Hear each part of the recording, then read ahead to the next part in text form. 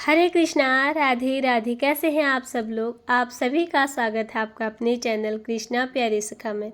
आज की वीडियो में हम लोग देखेंगे कि ऐसा वो कौन सा भोग है जो हम लड्डू गोपाल जी के लिए बनाकर रखें और उन्हें किस चीज़ का भोग लगा सकते हैं, हम क्या भोग लगाएं। जब हम बहुत जल्दीबाजी में होते हैं तो लड्डू गोपाल जी को ऐसे में हम भोग बना करके रख करके उन्हें भोग लगा सकते हैं।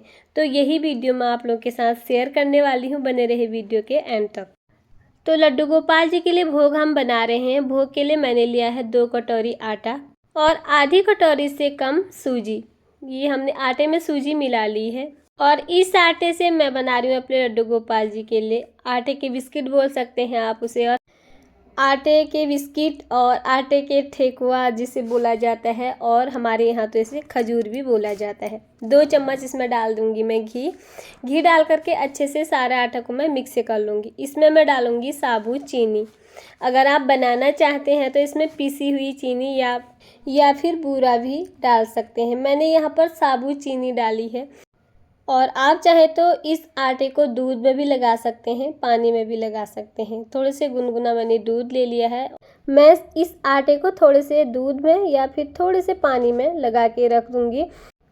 थोड़ा सा हमने इस डो को टाइट लगा के रख देना है। इस तरह से मैंने आटा लगा के यहाँ पर तैयार कर दिया है और कढ़ाई में तेल गरम होने को रख दूंगी। जैसे ही तेल गरम होता है हम इस आटे को फटाफट बेल करके और इसके छोटे छोटे बिस्किट हमें बना के रख देने हैं।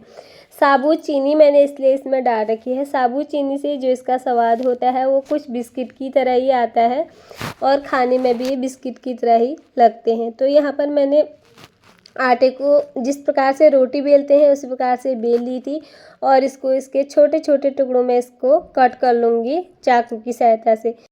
एक चौकोर साइज में हमने इसको काट लेना है। इस तरह से हमने इसको कट करके और ये गरम तेल में डाल लेना है। गैस की फ्लेम को हमने यहाँ पर लो फ्लेम में ही करना है। अगर हम गैस को फुल करेंगे तो ये हमारे बाहर से तो जल जाएंगे और फिर अंदर से कच्चे रह जाएंगे। इस प्रकार से हमने लो फ्लेम में ही इनको तल लेना है। आप पहले इनको कट करके भी रख सकते हैं और फिर फटाफट इन्हें तेल में निकाल सकते हैं। यहाँ पर जिस प्रकार से हम रोटी बेलते हैं उसी प्रकार से बेल लेनी है। रोटी हमारी गोल होती है पर ये हमारी गोल इस तरह से नहीं बेला जाएगा क्योंकि इसमें हमने साबुत चीनी डाल रखी है और ये फट जाएंगे किनारों से। फिर किनारों को आप इस तरह से अलग करके कट कर सकते हैं और छोटे छोटे टुकड़ों को इस तरह से काट कर रखें और फटाफट हमारे आटे के बिस्किट या खजूर आप चाहे जो भी इनको बोल सकते हैं, ये बनके हमारे तैयार हो जाते हैं। आप इनको लड्डू गोपाल जी के लिए महीने भर के लिए बनाकर रख सकते हैं और जब सुबह शाम आप कहीं बाहर जाते हैं या कुछ काम होता है, कभी लड्डू गोपाल जी के लिए भोग बनाना आप भूल जाते हैं, या आप महीने में कुछ दिन ऐसे भी होते हैं महिलाओं के लिए जिन दिनों हम भोग नहीं बना सकते, तो ये बनाकर रखकर उन दिनों के लड्डू गोपाल जी के लिए अच्छी सी भोग की हमारी तैयारी पहले से हो जाती है। और कभी शाम के स्नैक्स के टाइप में भी लड्डू गोपाल जी के लिए भोग हमारा बन जाता है। और ये बन गए हमारे छोटे से आटे के बिस्किट। इसी तरह मैं सारे आटे के बिस्किट यहाँ पर बना लूँगी। अब यहाँ पर ले लिया है मैंने 2 कटोरी मैदा और मैदे में थोड़ी सी डाल दूँगी अजवाइन। 2 चम्मच के करीब अजवाइन डाल दूँगी और 2 चम्मच के करीब डाल देना है नमक। अब इसके बना लूँगी मैं मठरी, जिसे हम नमक पारे भी बोलते हैं, और उसमें डाल दूँगी करीब 2 चम्मच के करीब घी और इसको अच्छे से पहले मिक्स कर लूँगी और फिर इसे गुनगुने पानी में ही हम एक अच्छा सा डो बना के रख देंगे। अब इसके बनाने वाली हूँ मैं नमक पारे अपने लड्डू गोपाल जी के लिए। लड्डू गोपाल जी के लिए भोग के लिए मैं कुछ इस तरह से बनाकर पहले से रख देती हूँ। सुबह के समय जब मुझे ज़्यादा काम होता है, कभी लड्डू गोपाल जी के लिए भोग बनाने का जब समय कभी नहीं मिलता, या उन मुश्किल दिनों के लिए पहले से इस तरह से तैयारी करके मुझे रखनी होती है और लड्डू गोपाल जी के लिए मेरा भोग बनके तैयार हो जाता है।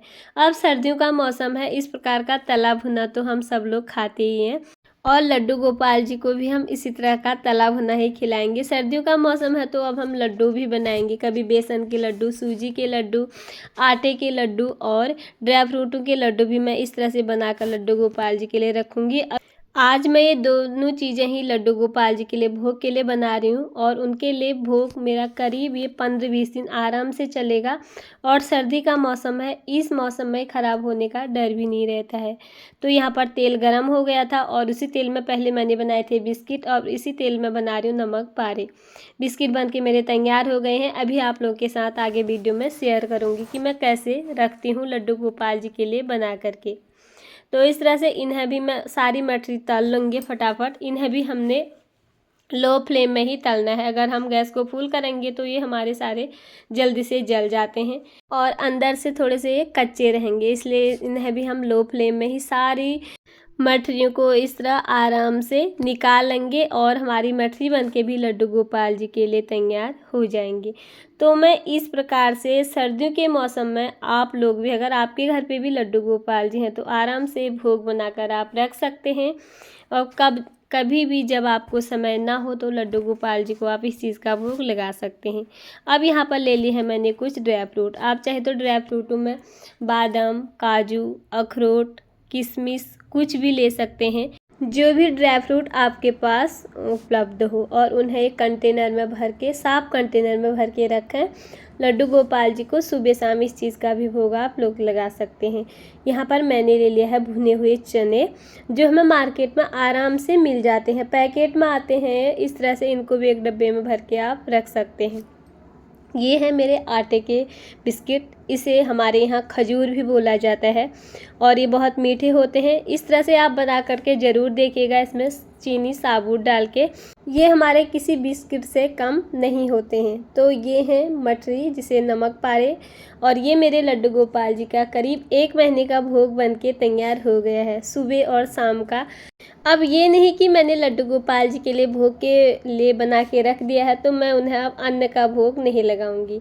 रोटी, सब्जी, दाल, चावल सब चीज़ों के भोग लगाने के बावजूद भी अगर शाम के समय कभी और सुबह कभी जब बहुत ही जल्दी होती है, कहीं बाहर जाना होता है, या मैं जिन दिनों उनके लिए भोग नहीं बना सकती, उस समय या उन दिनों के लिए मैं भोग बनाकर इस तरह से उनके लिए रख देती हूँ।